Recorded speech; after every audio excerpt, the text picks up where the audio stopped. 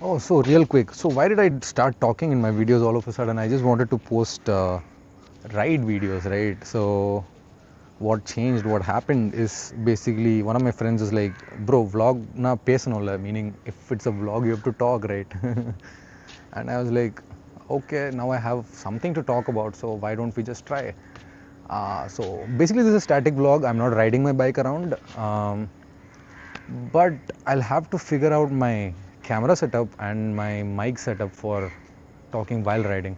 So I'll have to change my helmet probably. This is a weird thing that I'll either have to use a strap mount for it, which I don't really like. I also have to figure out how to fit the mic in this one. So I'll need to get a quieter helmet. This one is not quiet for sure. This is a very good helmet, but it's not a quiet helmet for sure. So I'll have to change that as well, which I will pretty soon. Not like in the next week soon, but yeah, soon enough. Hopefully that will be good, and I'll start vlogging with the Insta360 on my helmet front as well. It's really cool with the Insta360 up front. The view, the FOV is so wide, you can see almost everything. It's very cool. It's very cool. Can't wait to show you guys that. Let me just figure out the mount and the mic. Let's go back to riding.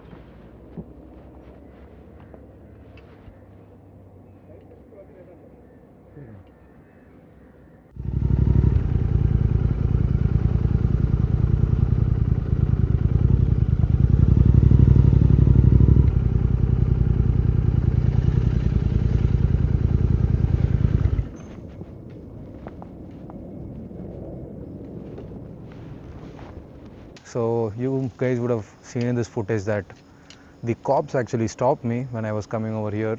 Anyways, they cleared out, they just checked my documents, RC, insurance, license and stuff. Everything was fine, so they were like, haan, theek hai, chalo.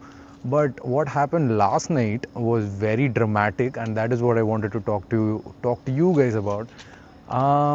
So this is basically a story about what you guys should know, what you guys should do if you're stopped by the cops, what their rights are, what your rights are. Okay? So yeah, basically I went to meet a friend last night. I actually went out so that I could record a vlog. The week before this week, the bike was in service, so I couldn't really put out content.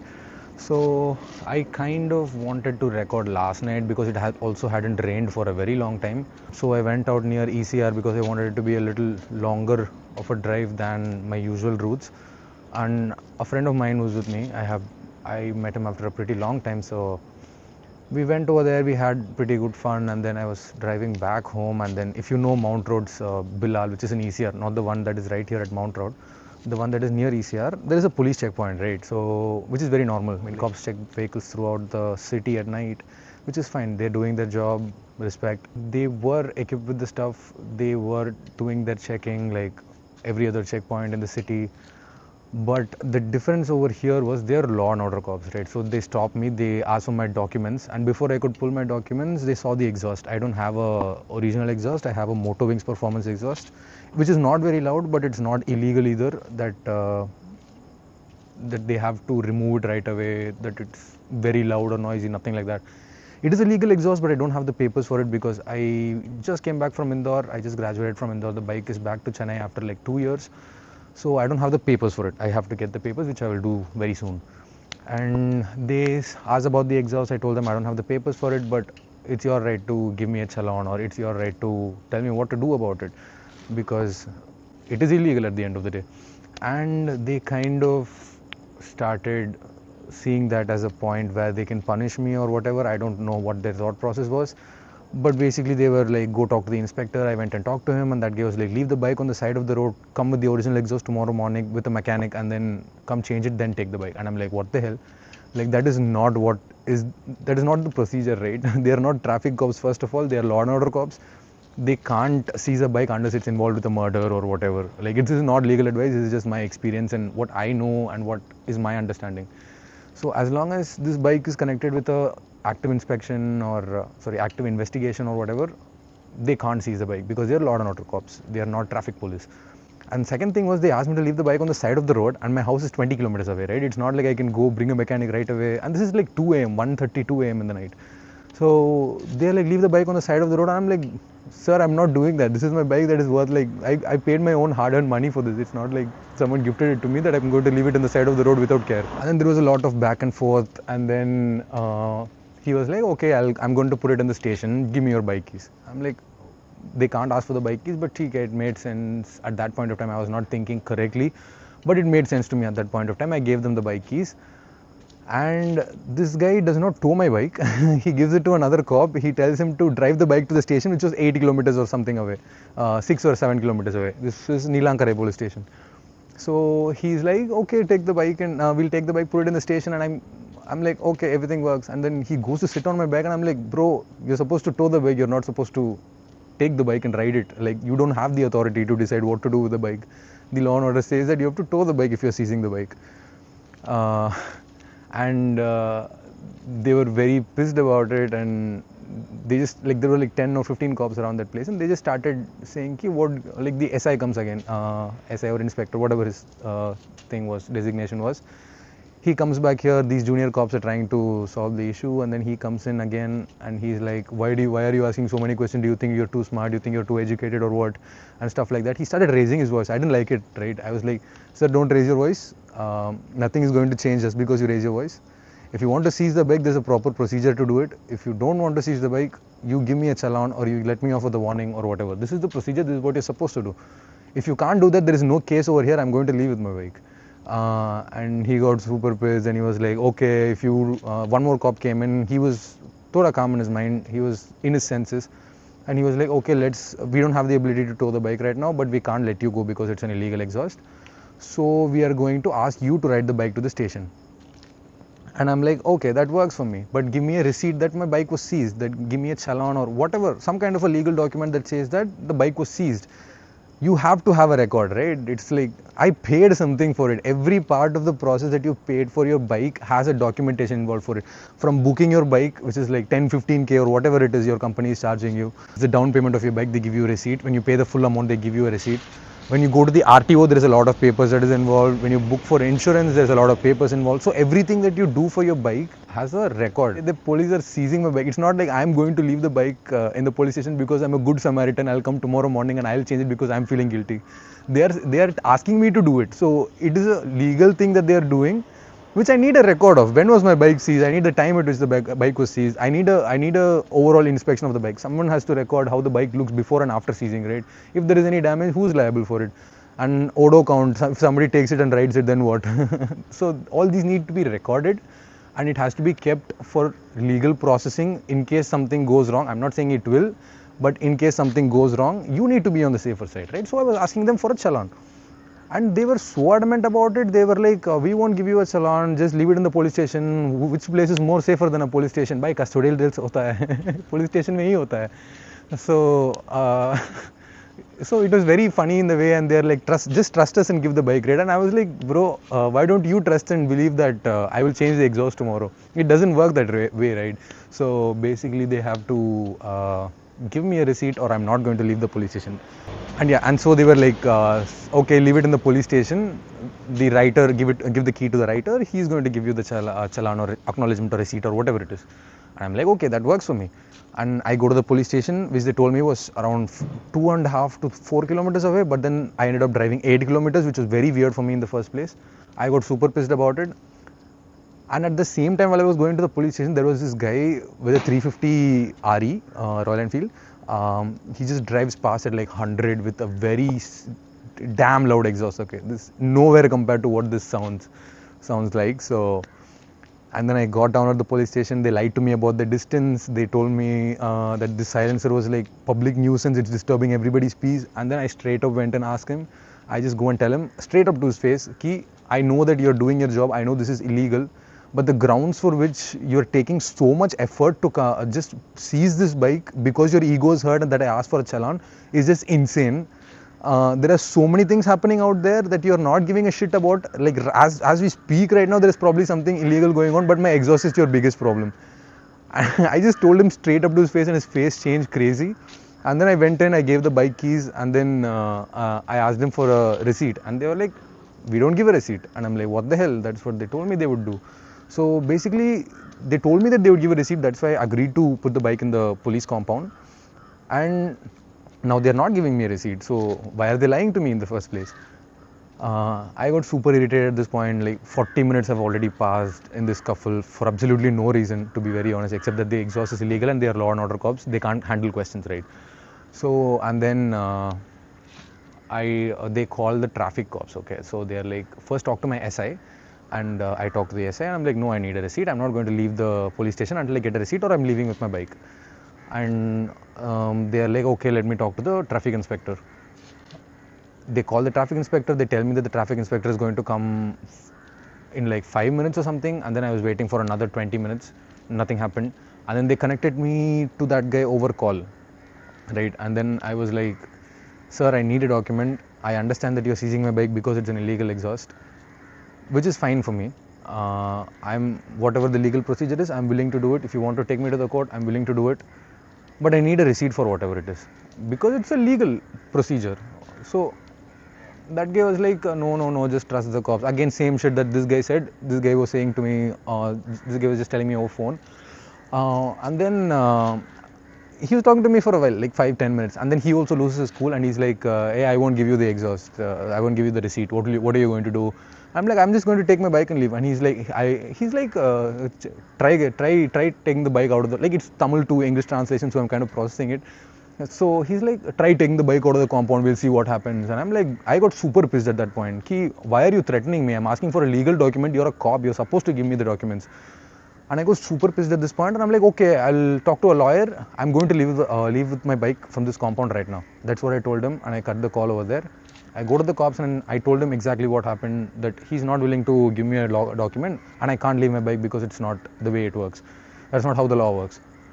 And then one of the lawyer friends was actually talking to my friend who was with me, who I went to meet, and he was also saying the same thing, that law and order cannot basically seize your bikes unless it is tied to an investigation or a murder or something of that sort, right? Because they're law and order, they're not traffic cops, they're not supposed to monitor all this. They're there for public safety at the night. I understand that their job is hard, but it doesn't mean you will harass me because you can. That is the point over there. Know your rights is another point. So this lawyer actually is like, let me talk to him, and I'm like, no, let's just wait for 5 minutes, see how this pans out, and let's see what happens, let's see how this goes, right? And after some point, they are like, we involve the lawyer, and he talked to that guy for like 2 minutes or 3 minutes, and then that guy was like, okay, take the key and go. So basically I wasted around 1.5 hours for nothing. Just because I asked these people a question. These people made my life so difficult. They made me go to a police station, waste another half an hour over there. All because I asked them a question of a receipt. I don't know if they were expecting a bribery from me. I was not going to give it anyways, and I'm not saying that they were going to ask. I'm just saying I don't know. So 1.5 hours or around 1 hour 45 minutes I wasted at the police station because I asked for a receipt for this exhaust. And then they threatened to take my bike, they threatened to seize my bike, they put it in the police station. They were hell bent on seizing this bike without having the authority to do it, which I clearly knew that they don't have the authority to do. So I was just playing along. Let's see what happens. These guys can't seize my bike. Let's see what happens. Even if the worst thing happens, even if the traffic cops come and say that even the traffic cops can't seize the bike, they have to give you a warning or a challan, which is I think 3 times. And then if you don't comply, then they'll seize the bike, is what I'm assuming. I'm not sure. This is not legal advice. But the maximum the traffic cops can do as well is measure the loudness of the silencer, which is definitely under the legal terms. So 80 decibels or 90 decibels is the legal limit for your silencer. This will probably be like 80.5, 80.5 or 81.5, something like that. Not too much over the limit, so it's the traffic cops' discretion to break the silencer or not. But you can get a valid certificate that the silencer is legal from an RTO. So I'll apply for a certificate over there. But yeah, the traffic cops also cannot seize your bike under these grounds. They can give you a challan though. They can give you a challan which is like 10,000 for modified exhaust or for any modified part that is like crazy, but they cannot seize your bike. That is the whole point. Nobody can seize your bike unless you're doing something crazy, endangering someone's life, or skipping a red signal, or racing in the roads, which we were clearly not doing. So I was just playing around, let's see where this goes. And I understand their intentions were right, in the sense they wanted me to have a legal exhaust or show me a paper for this, which I understand, but there is proper procedure to do it. Just because I feel like something is wrong doesn't mean you will do anything you want to make that right. The whole point of the story was just know your rights and know how to deal with cops. So go along with whatever they say. They ask you for documents, just go along with it. If they ask you for, also maintain proper documents, obviously. Go along with it. At any point, make sure that there is a legal record of what you're doing, right? Let's say they are asking you to come to a police station for something. What for? Is there any legal procedure that I have to follow? Are they going to arrest you? Are you detained? All these you have to ask the cops, and definitely try to have someone who knows the law around you, or probably a friend who's a lawyer. Like, I'm 25, I don't have a lawyer of my own, but I have a few friends who just graduated from law, so sometimes I just ask for their advice. Ki, what is the right thing to do? I kind of walked out of the police station with my bike, which seemed like a very big win, because it was a very satisfactory moment, to be very honest. But then I saw a lot of other bikes, like R15s, the ones who enthusiast kind of bikes, right? Like R15, Duke, all of these standing outside the police station. And I was wondering how many people have been taken advantage of because they don't know the law, or because they couldn't talk back to the police. So basically, I'm pretty sure if I was someone who was in a cheaper bike, or let's say who didn't have the status, or who didn't have the right way to ask the questions, or not know my rights, I'm pretty sure I would have been slapped that night, because there were like 10-15 cops around me, and then there was this one guy yelling at me, saying that, hey, what do you think? You're asking too many questions. I'm like, bye, it's my, like, I pay 30% in tax, bro. Obviously, I'm going to ask questions. It's not like I'm earning for nothing and paying the government tax for nothing. So I got super pissed at that point when he started yelling. So I don't like it. I really don't like when someone yells at me. Very weird coming from me, I know. Uh, but yeah, don't let them harass you. If you've done something illegal, just accept it. Pay whatever it is. Like, if they had given me a challan, I would have paid 10k happily. I would have paid the fine for sure.